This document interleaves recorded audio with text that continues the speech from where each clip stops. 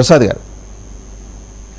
ఇప్పుడు మన ఉభయ రాష్ట్రాల్లో టెంపరేచర్ 45 డిగ్రీస్ ఉంటే ఇక్కడ 55 డిగ్రీస్ అయిపోయింది కాబట్టి కొంచెము అందరు శాంతంగా ఉంటే మంచిది. అయితే ఇక్కడ ముఖ్యమైన అంశం మనము కాక్రోచ్ జనతా పార్టీ గురించి అంశం. ఇక్కడ ఇది సరే, ఇదేదో ఏమంటారు జెన్జీ టైప్లో తీసుకొద్దాము అనే ఒక ప్రయత్నాలు జరుగుతోంది.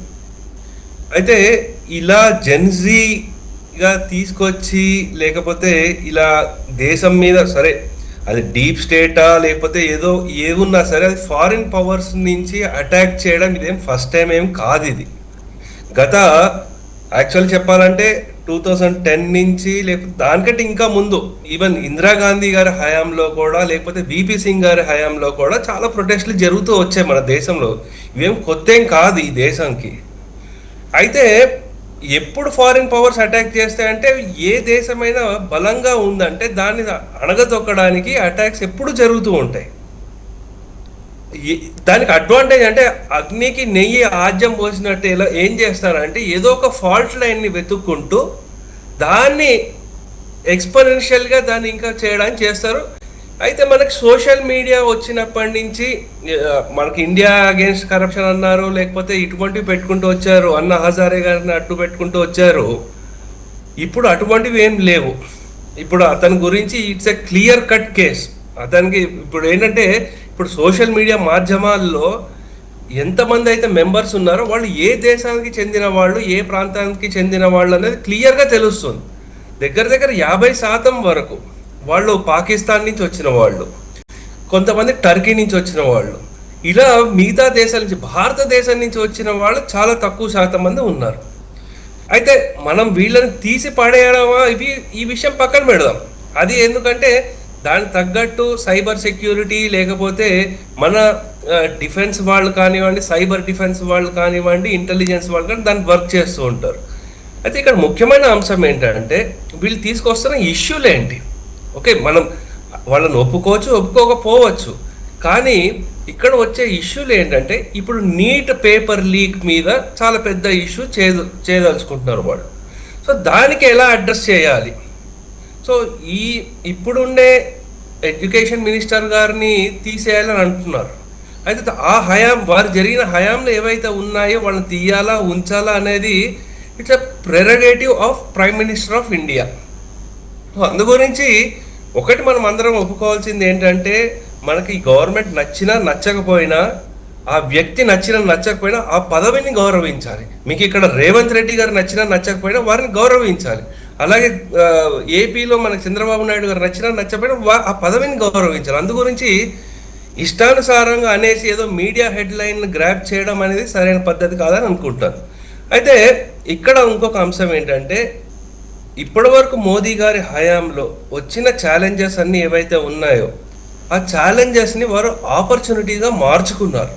వచ్చిన ప్రతి ఛాలెంజ్ మీరు చూసుకోండి, గత 12 సంవత్సరాల నుంచి ఏ ఛాలెంజ్ వచ్చినా అయిపోయింది ఇంకా మోదీ గారి పని, ఈ ఛాలెంజ్ తట్టుకోలేరు అనుకుంటే ఆ ఛాలెంజ్ని వారు ఆపర్చునిటీగా తీసుకుని వచ్చి ఇంకా పవర్ఫుల్ అవుతూ వచ్చారు. అది మనకేంటంటే we have to believe in our democracy. Okay, ఒక రాష్ట్రంలో గెలిస్తే ఏమో లేదు ఈవీఎంలు అన్నీ సక్రమంగా పనిచేసే, ఇంకో రాష్ట్రంలో లేదు ఈవీఎం ట్యాంపరింగ్ చేయడం అన్నట్టు ఆ వాదన సరైనది కాదు. అయితే ఇక్కడ ఇంకా మనం చూసుకోవాల్సిన అంశం ఏంటంటే అండి, యూత్ గురించి మాట్లాడుతున్నప్పుడు యూత్ మీరు రిసర్చ్ చేయండి, పోస్ట్ ఎలక్షన్స్ రిసర్చ్ ఏవి చూసినా సరే they are always with BJP. బీజేపీకి ఆయువు పట్టు యువతే. ఇప్పుడు చాలామంది జెన్జీ లాగా అటాకులు జరుగుతోంది చేస్తారు అవి ఇవి అంటే అసలు ఈ దేశాన్ని కాపాడుతుందే జెన్జీ. ఇప్పుడు చాలామంది ప్రొటెస్ట్లు అని మాట్లాడుతున్నారు, ప్రొటెస్ట్ చేసే వాళ్ళ సంఖ్య తక్కువ, కానీ ఇప్పుడు మనం చూస్తుంటే భజన్ క్లబ్బింగ్ అంతా చేస్తోంది యువతనే కదా, భారతదేశం అన్ని చోట్ల యువతనే. సో అందు గురించి ఏంటంటే మనకి ఏ సమస్య వచ్చినా సరే యువతలో ఉన్న ఆ స్ఫూర్తి ఏదైతే ఉందో దాన్ని పాజిటివ్గా తీసుకెళ్ళడం చాలా ముఖ్యము. సో అందు గురించి లేదంటే వాళ్ళు కూడా మోసపోయే ఇంకా వారు నిరాశ చెంది ఇంకా వేరే దేశానికి వ్యతిరేకమైన చర్యలు లేకపోతే ప్రాంతానికి వ్యతిరేకమైన చర్యల్లో వెళ్ళిపోతారు. అందు గురించే కదా ఈ నక్సలిజంలు ఇవన్నీ ఏంటంటే దే ఆర్ ఆ ఆ యువతలో ఉండే దీన్ని సరిగా హ్యాండిల్ చేయకపోవడం, నేను అనుకోవడము BJP as a party they already read this thing. దీన్ని తెలుసుకున్నారు వాళ్ళు. పార్టీలో సంస్థాగతంగా కూడా వాళ్ళు చాలా స్ట్రెంథనింగ్ చేసుకుంటూ వచ్చారు, యువతకి పెద్దపీట వేస్తున్నారు. సో అందు గురించి వాళ్ళ పార్టీ ప్రెసిడెంట్ 45 years, మిగతా పార్టీ ప్రెసిడెంట్లు అందరు చూసుకుంటే 80 ఏళ్ళు 85 ఏళ్ళు వాళ్ళు ఉన్నారు. సో కానీ యువత పేరు చెప్పుకుని వచ్చిన వాళ్ళు కరప్షన్ అలిగేషన్స్ వచ్చేసి వాళ్ళు ఇంకేదో ఇంకా డిస్ట్రప్టివ్ పాలిటిక్స్ చేసే దాని మీద వెళ్తున్నారు. కాబట్టి మనము ఈ ఇష్యూలు ఇంపార్టెంట్, ఆ ఇష్యూని హ్యాండిల్ చేయాల్సిన అవసరం ఉంది. కానీ ఇటువంటి కాక్రోచ్ పార్టీలు లేకపోతే జర్మన్ కాక్రోచ్ పార్టీలు వీటి మీద పెద్దపీట వేయాల్సిన అవసరం లేదు.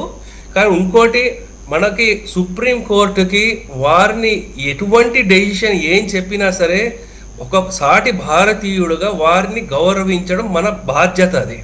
సో అందు గురించి మనం డెఫినెట్లీ ఆ నిర్ణయం మనకు నచ్చిందా లేదా అనే విషయం పక్కన పెట్టండి, కానీ పదవికి మాత్రం మనం ఎప్పుడూ రెస్పెక్ట్ ఇచ్చి తీరాల్సిందే. సో వారు చెప్పింది కూడా ఈ ఫేక్ ఏవైతే ఉన్నాయో వాటి మీద వారు కరెక్షన్ కూడా చెప్పారు. సో అందు గురించి దాన్ని ఏదో బూచిగా చూపించి ఇంకేదో పెద్ద ఉద్యమంగా చూపించాల్సిన అవసరం లేదని నేను అనుకుంటున్నాను అండి. రైట్. డాక్టర్ రియాజ్ గారు, నెక్స్ట్ సబ్జెక్ట్లోకి వెళ్తే, పుల్వామా ఉగ్రదాడి సూత్రధారి హంజా బుర్హాస్ అతను native of Jammu and Kashmir Al Badr terror ఆర్గనైజేషన్లో చేరి 7 ఏళ్ళు అవిశ్రాంతంగా దాంట్లో మొత్తం అన్ని టెక్నిక్స్ అనేవి నేర్చుకొని ప్రస్తుతం అంటే డిజిటల్ రాడికలైజేషన్ అనే ఒక అసైన్మెంట్ మీద he has been working. He was already declared as terrorist in 2022 అండి. అతన్ని కాల్చి చంపింది పాకిస్తాన్లో. అది